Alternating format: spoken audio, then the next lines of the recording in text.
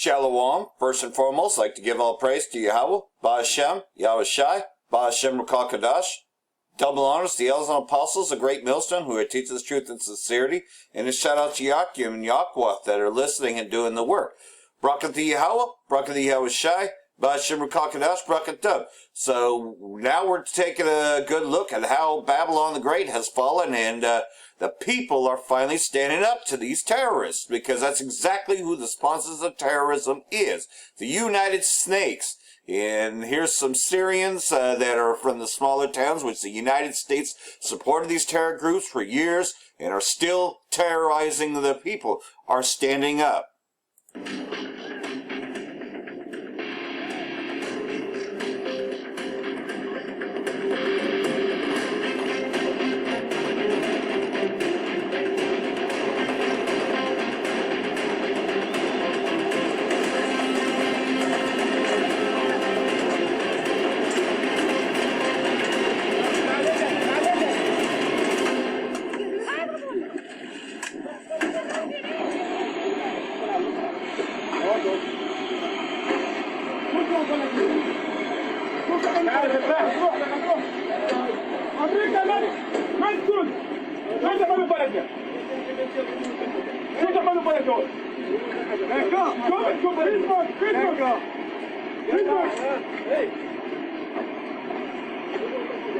Yeah, get the fuck out. You ain't welcome here.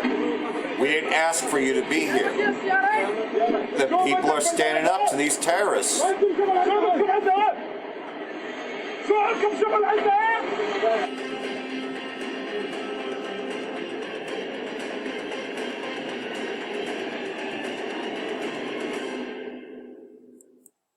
And that's just it, though, is the people are now standing up to the whore, Babylon the Great. And many shall hate the whore. And the so-called allies of the United Snakes are also hating the whore, because they know who's starting this war in the Middle East. And this is another video I ran across from brother in Sacramento, GMS Enduring Branch, who brought this one out. Seditions among men. It's happening. Shalom. I want to give all the praise, honor, and glory to Yahweh, Hashem, Yahweh Shai. Give honors to the apostles and elders of Great Millstone, and honors to all you fellow laborers that are keeping His word in sincerity and in faith. The Wadi Yahweh Hashem Shai, Kayah Hawakakudash, the Holy Spirit, resting upon me to do this lesson. And this lesson is going to be about the uproars of the people, which is taking place around the world, and civil wars in these different countries. Alright, so I'm going to just go ahead and play a few videos, hit some precepts, and I pray that the lesson is edifying.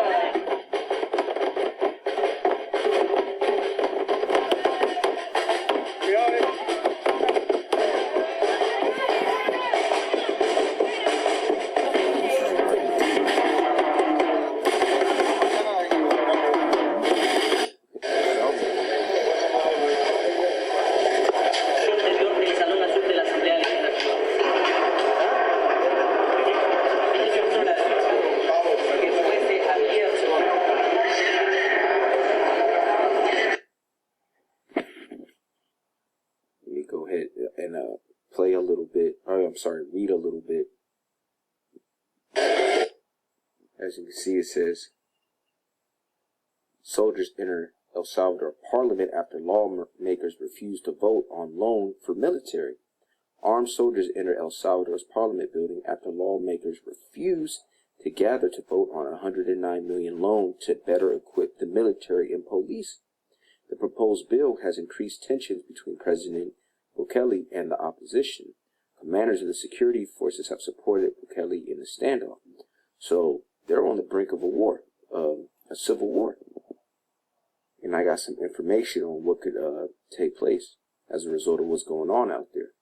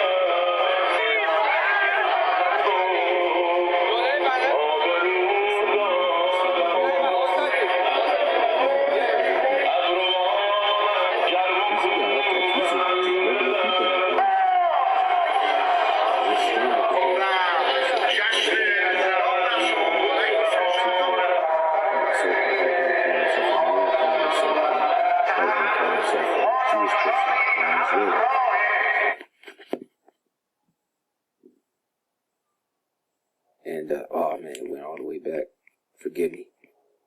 It's going to take a while to go down. Protesters tried to stop the vote from taking place, but in the end it's a green light from Parliament. Prime Minister Hassan Diab's new cabinet has won a vote of confidence and can push forward with its plan to pull Lebanon out of a severe crisis.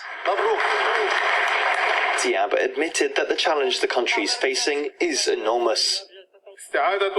Restoring trust is a long path that requires being honest with the people about the truth, as well as tangible achievements.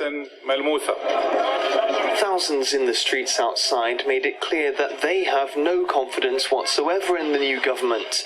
As they tried to block access to Parliament, tensions boiled over. MPs' cars were attacked, a bank was burned, and clashes between protesters and security forces left hundreds injured. Demonstrators blame the ruling elite for the country's worst financial crisis in decades. We're trying to get rid of the leaders of corruption, war, and destruction.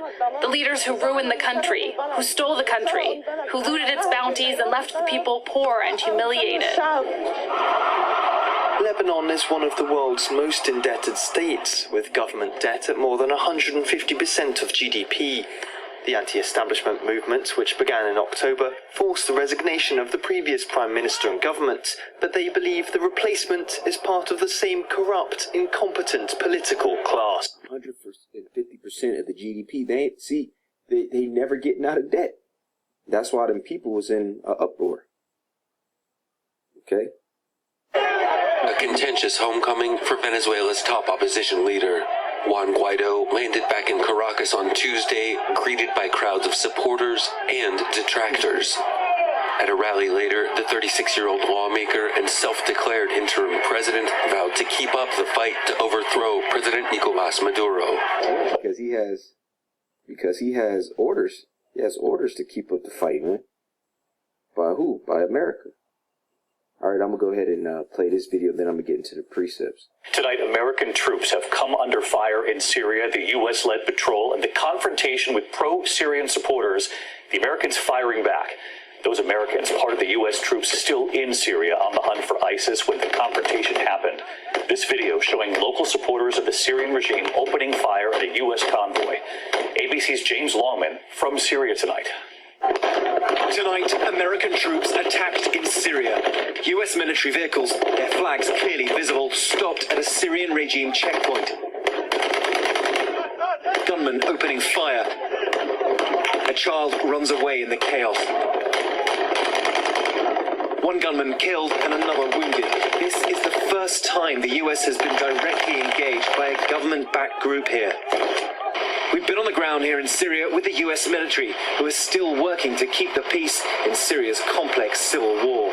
You get a sense of just how ferocious this attack must have been.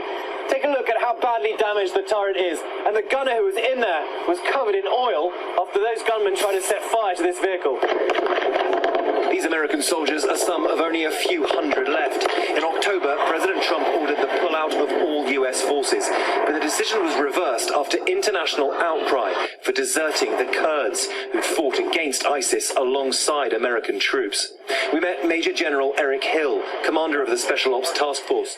He told us the Kurds still had U.S. protection and that ISIS is still a threat. How has the mission changed for the United States? Because I think... And as a side note, you can look at this guy and tell that he don't want to be there.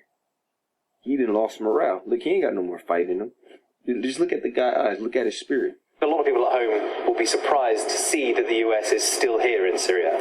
Right. Our mission now is very clear. We're still here to complete the enduring defeat of Daesh.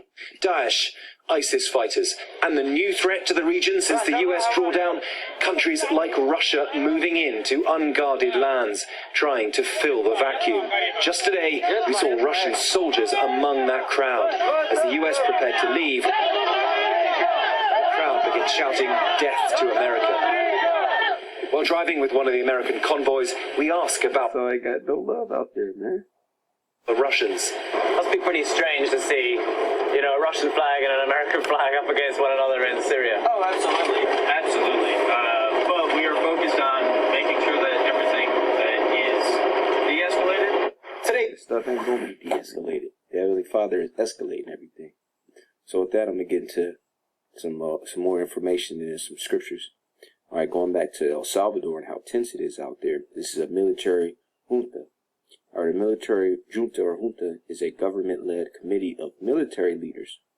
The term junta means meeting or committee and originated in the national and local juntas organized by the Spanish resistance to Napoleon's invasion of Spain in 1808. The term is now used to refer to an authoritarian form of government characterized by allegoric military dictatorship, as distinguished from other categories of authoritarian rule, specifically strongman,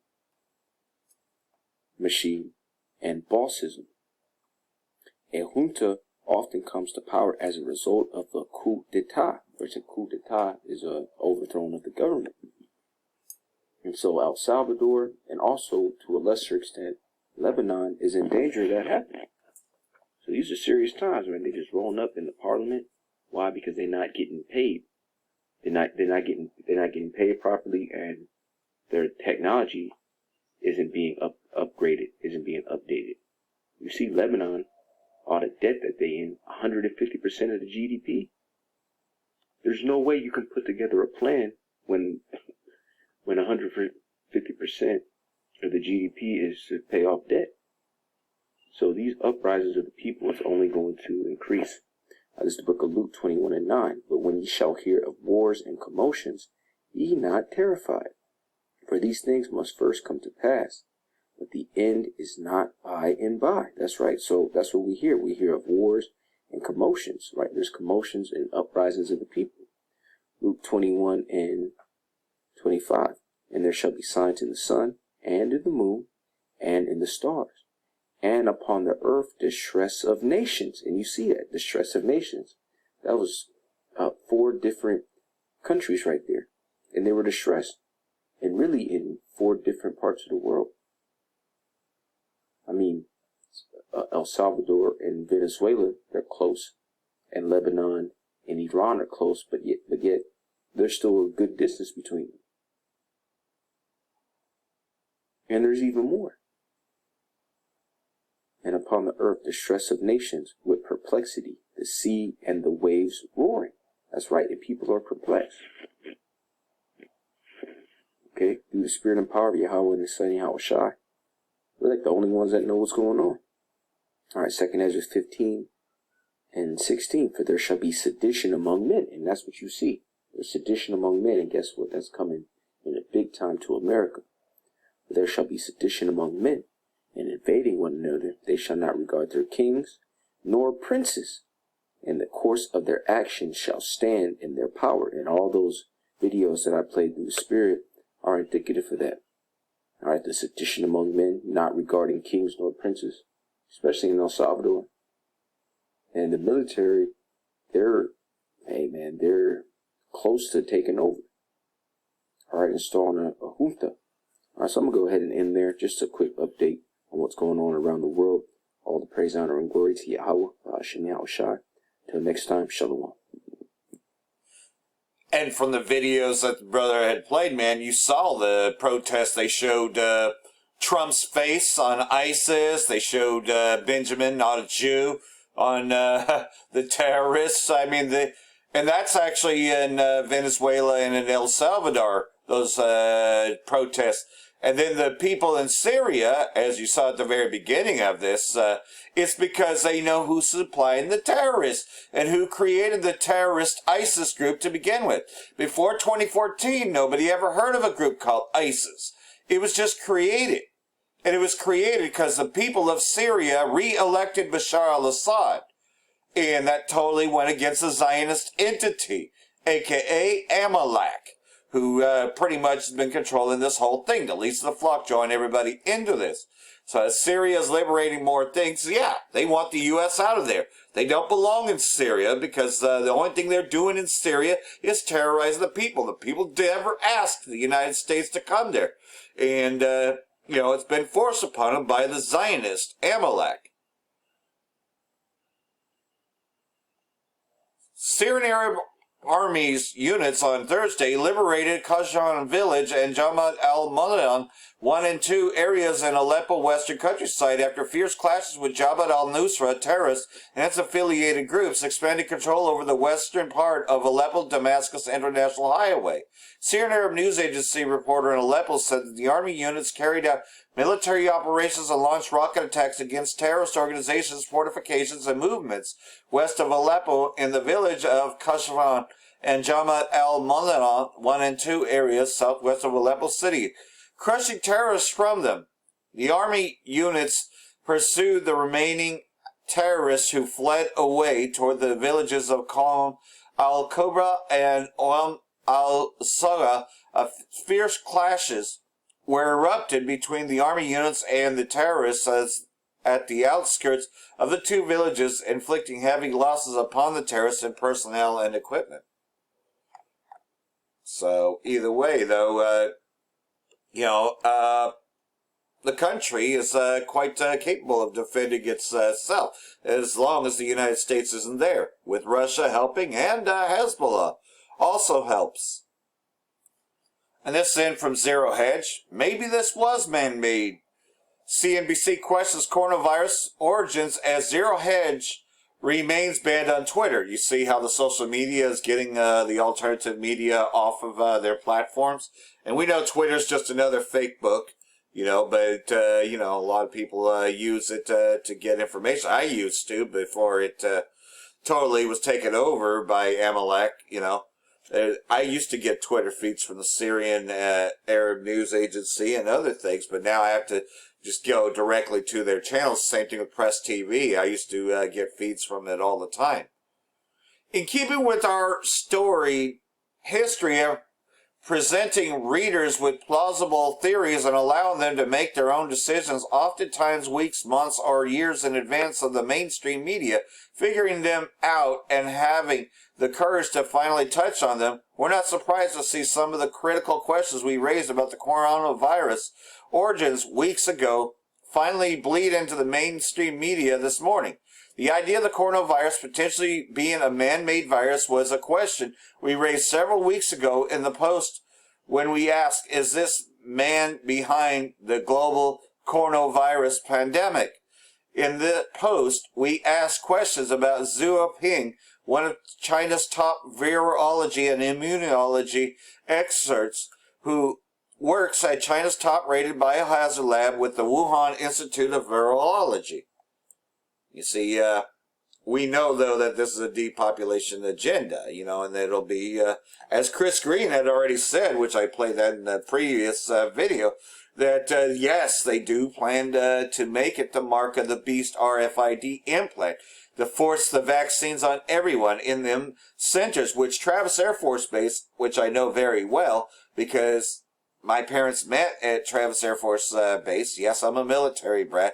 So I was raised in Vacaville, so I know all about Travis Air Force Base, is now one of them quarantine places, because that's where the people from San Francisco get deported about another 52 miles into Travis Air Force Base from the San Francisco airport, to pretty much never be seen from again. But the idea of their ever so beloved government covering up something from them or not having their best interest in mind was so disturbing. The two snowflakes at Twitter, they lashed out by banning Zero Hedge from their platform with little color around why they took such drastic action. Their ban followed a BuzzFeed article claiming we had doxed the scientist involved by asking questions and posting the same information listed publicly on his website. The ban was so questionable, it sent shockwaves across the mainstream media, even making it as far as CBS National News, who stated the financial website Zero Hedge is now barred from Twitter after publishing an article relaying a conspiracy theory that a Chinese scientist might be to blame for the coronavirus outbreak. But as often happens, the very same question that put us in our own social media quarantine simply can't be ignored. As we have found over the years, if any idea worthy of critical examination, or better yet, the truth is oftentimes can't be hidden, much to the chagrin of the government and or best male social media CEOs, which are the Amalekites that run it. This morning, CNBC Eunice Yoon did an interview with Joe Kernan on Squawk Box, where she offered an update on the ground in China. Among the topics discussed with Kernan was the origins of the virus. Yoon admitted in her discussion that there was a theory going around that China that the virus could be man-made. So there it is, and no doubt about it, though, we know that these pandemics are controlled for the one thing that we are waiting on, which is, in fact, the mark of the beast. There was a biochemical weapons expert who went from the Chinese military, who went there, who is there now to look at some of the testing kits, because she is there. Maybe this was man-made, and there's a theory that this could be part of a bioweapons program. But that's just a theory. The fact that they have to at least admit it, though, just shows you, though, that people are questioning things. I would play this, but it'd probably get me in trouble. So, well, let's just say, though, that CNBC had to quote Zero Hedge. So either way, though, the word is out there that that pretty much, well, it's just bringing out second Esdras, isn't it? Prophecy is speaking. This being the year prophecy, well, we're only in the second month, halfway through that. Second Esdras chapter 16, and it reads, "Woe be unto Babylon and Asia," which is pretty much China, the coronavirus, right? "Woe be unto thee, Egypt and Syria," which modern day Egypt is America, and Syria, which you can see, though, that the terrorists that created the terrorist groups, the sponsor, the hosts of these terrorist groups, are not welcome in Syria. So you can see, though, that the Syrians are uprising against the terrorists. And you notice how they doctored the news, though, to make you believe, though, that the Americans are just innocents there. And they're trying to make it seem like those Syrians are backed by Bashar al-Assad. I did not see any of the Syrian Arab army among those. I just seen civilians actually standing up to the terrorists, which is the United States. Gird yourselves, cloths of sack and hair. Bewail your children. Be sorry, for your destruction is at hand. And this is what we're saying on the streets, that pretty much, though, this place will be consumed by nuclear war, that it will become the lake of fire very shortly here. "A sword is sent upon you, and who may turn it back? A fire is sent among you, and who may quench it? Plagues are sent unto you, and what is he that may drive them away?"